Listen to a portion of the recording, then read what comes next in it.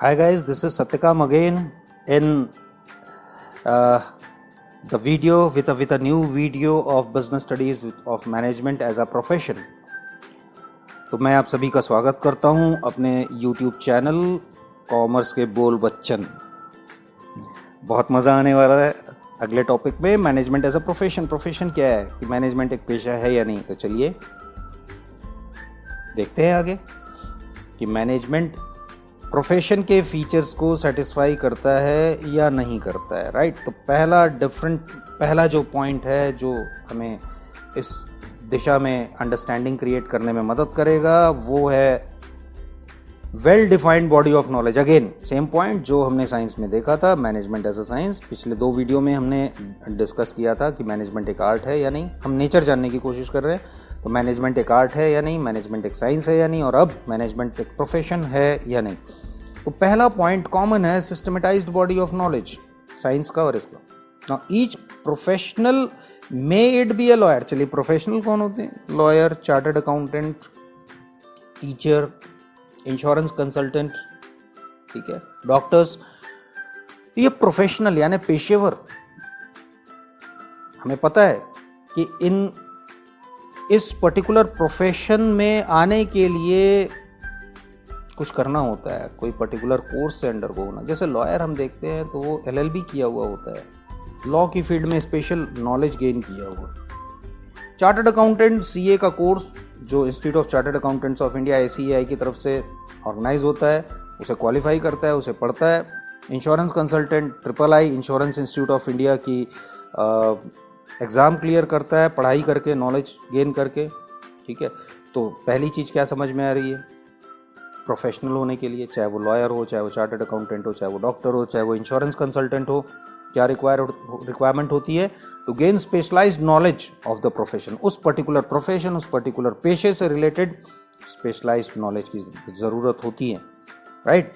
तो similarly management also requires, अब अगर मैनेजमेंट एक मैनेजर कहलाने के लिए किस चीज़ की ज़रूरत होगी? एक स्पेशलाइज्ड नॉलेज की, which can be gain through books और course available in various universities. तो बुक से या डिफरेंट कोर्सेस मैनेजमेंट के जो डिफरेंट यूनिवर्सिटीज़ में अवेलेबल है उसे करके, जैसा कि मैंने पहले बताया था कि एक इंडिविजुअल को LLB करना होगा लॉयर बनने के लिए, CA बनने के लिए चार्टर्ड अकाउंटेंट की एग्ज़ाम, डॉक्टर बनने के लिए MBBS, और यहाँ साइंस के लिए हमें MBA। What is MBA? Master of business administration, managing skills को डेवलप करने के लिए, राइट। तो पहला पॉइंट आई होप क्लियर हो गया होगा, मैनेजमेंट एक प्रोफेशन कैसे है कि इसका एक well defined body of knowledge है। दूसरा पॉइंट जो हमें मदद करेगा ये समझने के लिए कि मैनेजमेंट एक प्रोफेशन है या नहीं, तो यहाँ पे सेकंड है रेस्ट्रिक्टेड एंट्री। रेस्ट्रिक्टेड एंट्री का मतलब क्या होता है?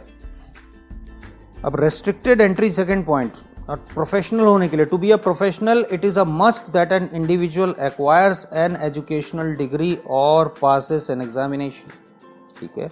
आप किसी को भी डॉक्टर कह सकते हैं, जिसे इलाज आता है। जैसे अब अगर आपको कोई प्रॉब्लम हो गई, आपने किसी के साथ शेयर कर दिया, नॉर्मली हम देखते हैं किसी के घर हम जाते हैं, अगर हमने गलती से बता दिया या हमने खांस दिया या सर्दी बता दी, सर्दी खांसी कुछ भी, तो तुरंत हमें 3-4 अलग अलग प्रकार की दवाइयाँ पता चल जाती हैं। वो ज़रूर घरेलू नुस्खे या कोई दवाई, कोई ना कोई दवाई सजेस्ट कर देते हैं। क्या हम उन्हें डॉक्टर कहेंगे?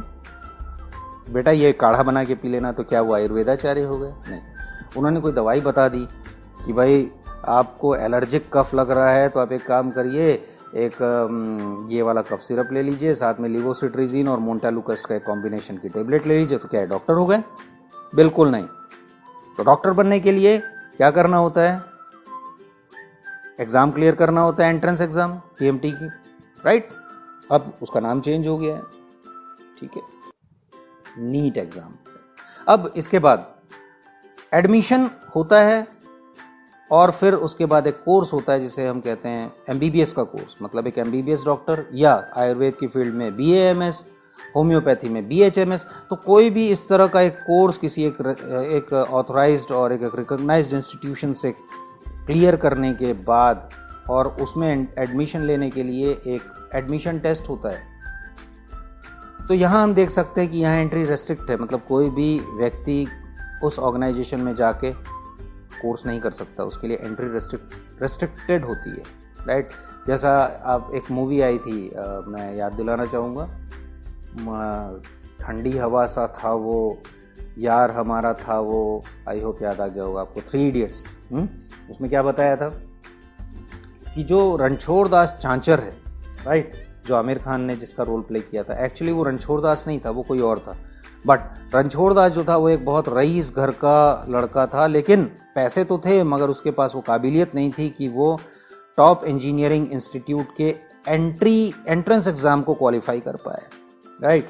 तो इसलिए उसके पिता ने उस लड़के को चुना जो उसके घर में काम करने वाले का बेटा था, मगर वो काफ़ी काबिल था, बहुत शार्प था और उसने वो क्वालिफाई कर लिया, राइट। तो एंट्री क्या होती है यहाँ पे, रेस्ट्रिक्टेड होती है। तो प्रोफेशनल होने के लिए it is must that an individual acquires an educational degree और passes an examination, but there is no such requirement in the field of management. Management की फील्ड में ऐसा रिक्वायरमेंट नहीं है। हाउएवर इंडिविजुअल्स में एक्वायर अ मैनेजमेंट डिग्री, मगर degree acquire की जा सकती है from reputed university through an examination to have an edge over other individual in the field of management. Management की फील्ड में एज पाने के लिए दूसरे इंडिविजुअल से एमबीए की डिग्री एक्वायर की जा सकती है। मतलब ये आपको एक एज देगा, मगर ये मैंडेट नहीं है, कंपलसरी नहीं है, ये ऑप्शनल है। बहुत सारे लोग सेल्स की फील्ड में केवल प्लेन ग्रेजुएट्स होते हैं, बट वो टारगेट पूरा करके काम, मैनेजमेंट के जो भी काम है वो सीखते हैं ऑब्जर्वेशन से, अनुभव से, वो सीख के करके एज अ मैनेजर ज्वाइन करते हैं और वो रोल प्ले करते हैं मैनेजर का और आगे बढ़ के वो मैनेजर कहलाते हैं। बट उनके पास कोई एमबीए की डिग्री नहीं होती, ठीक है, बट फिर भी वो मैनेजर कहलाते हैं। लेकिन वहीं पे अगर आप देखेंगे कि एक बिना डिग्री होल्डर मैनेजर और एक डिग्री होल्डर मैनेजर जो इंडियन इंस्टीट्यूट ऑफ मैनेजमेंट के टॉप कॉलेजेस से पास आउट है, दोनों के वर्किंग में डिफरेंस जरूर होता है, राइट। तो यहाँ पे हम ये जान लें कि मैनेजमेंट की फील्ड में एंट्री रेस्ट्रिक्टेड नहीं है। एमबीए करने के लिए जरूर रेस्ट्रिक्टेड है। तो मैनेजर होने के लिए डिग्री होल्डर, एमबीए होल्डर होना या बीबीए होल्डर होना जरूरी नहीं है। To pursue CA one has to clear the entrance examination CPT, now foundation. Similarly, to get admission in management college one has to clear entrance through CAT और GMAT। तो हाँ, अगर आपको डिग्री होल्ड करनी है तो डेफिनेटली यहाँ पे एंट्री रेस्ट्रिक्टेड हो जाती है, ठीक है। चलिए थर्ड पॉइंट देखते हैं। Professional association. All professionals are affiliated to their respective professional association, which regulates entry, grants certificate of practice, formulates and enforce a code of conduct। हम जानते हैं, अब देखिएगा वकील, लॉयर काला कोट पहनते हैं, डॉक्टर वाइट कोट पहनते हैं, उनका एक अटायर है, उनकी एक वेशभूषा है, ठीक है ना। तो यहाँ पे ये सब कौन डिसाइड किया है?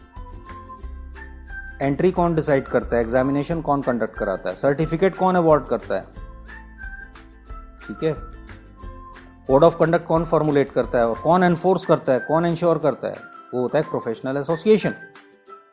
हम देखते हैं, लॉयर के लिए बार काउंसिल होता है, चार्टर्ड अकाउंटेंट के लिए जैसा मैंने बताया institute of chartered accountant of India होता है, ठीक है।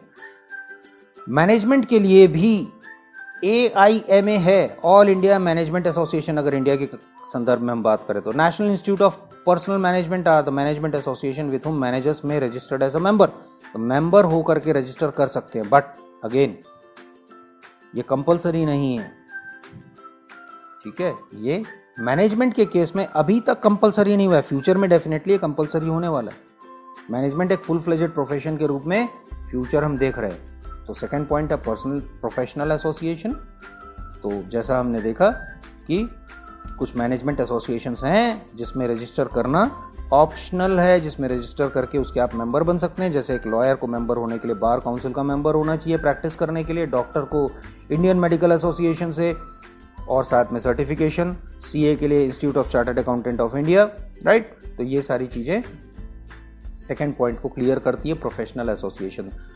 फोर्थ पॉइंट हम देखते हैं, ethical code of conduct. Now behaviour of each professional is bound by the code of conduct laid by the professional organisation they belong to. जिस भी profession, जिस भी पेशे से वो बिलोंग करते हैं, उसके जो भी कोड ऑफ कंडक्ट्स हैं जो इंश्योर किए गए हैं, बनाए गए हैं, उसको उन्हें फॉलो करना होता है, ठीक है। तो वो बिहेवियर जो होता है उनका, वो उसी तरह से बाउंड हो जाता है जिस प्रोफेशन से वो बिलोंग करते हैं। Similarly AIMA, All India Management Association, a management body has devised a code of conduct for managers। Managers के लिए इन्होंने कोड ऑफ कंडक्ट डिवाइस किया है। However at present it is not compulsory for manager to take its membership. अगर membership लेना है हर manager के लिए कंपलसरी आज की डेट में नहीं है, फ्यूचर में जरूर होगा। 5th point, service motive. एक कसम दिलवाई जाती है डॉक्टर को कि 24 घंटा मैं अपनी सर्विस देने के लिए तैयार रहूंगा। टीचर्स, जहां मुझे बच्चे की समस्या दिखेगी, मैं केवल स्कूल के अंदर या कॉलेज के अंदर ही टीचर नहीं हूं, मैं बाहर भी अगर देखता हूं किसी का बिहेवियर या किसी का कंडक्ट जो मुझे लगता है कि ऑब्जेक्शनेबल है, जिसमें चेंजेस की ज़रूरत है या मेरे गाइडेंस की ज़रूरत है, डेफिनेटली मैं इंटरफेयर करता हूँ। तो इस तरह से डॉक्टर्स 24 घंटे की कोई बीमार है तो वो ये नहीं देखेगा कि मेरा टाइमिंग यहाँ से यहाँ है और मुझे तभी इलाज करना है। उसे जब रिक्वायरमेंट होगी, मरीज को जब भी रिक्वायरमेंट होगी उसके इलाज की, उसे वो करना होगा, करना चाहिए। ये सर्विस मोटिव कहलाता है। तो professionals provide service to their clients and receive monetary benefits for the same. ठीक है, वो सर्विस प्रोवाइड कराते हैं और उसके बदले उन्हें मॉनेटरी बेनिफिट्स भी मिलता है। तो management of an organisation aims to earn maximum profit while setting quality products at reasonable prices to its customers. वैसे ही ऑर्गेनाइजेशन ये एम करता है कि वो मैक्सिमम प्रॉफिट कमाए। किस तरह से? अपने प्रोडक्ट्स को ज़्यादा से ज़्यादा बेच के, मगर प्रोडक्ट क्वालिटी प्रोडक्ट्स होने चाहिए, ठीक है, और वो भी रीजनेबल प्राइसेस पे। तो ये सर्विस मोटिव आ गया, क्वालिटी प्रोडक्ट प्रोवाइड करा रहे हैं, साथ में रीजनेबल प्राइस पे प्रोवाइड करा रहे हैं कस्टमर्स को। A professional and a manager both aim to provide dedicated and committed service towards the interest of their client. तो यहाँ पे क्लियर हो रहा है कि मैनेजमेंट का जो मोटिव होता है वो भी सर्विस मोटिव होता है।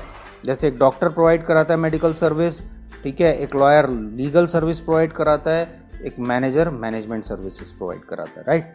तो ये 5 पॉइंट हमने देखा जो बताते हैं कि मैनेजमेंट एक प्रोफेशन है या नहीं।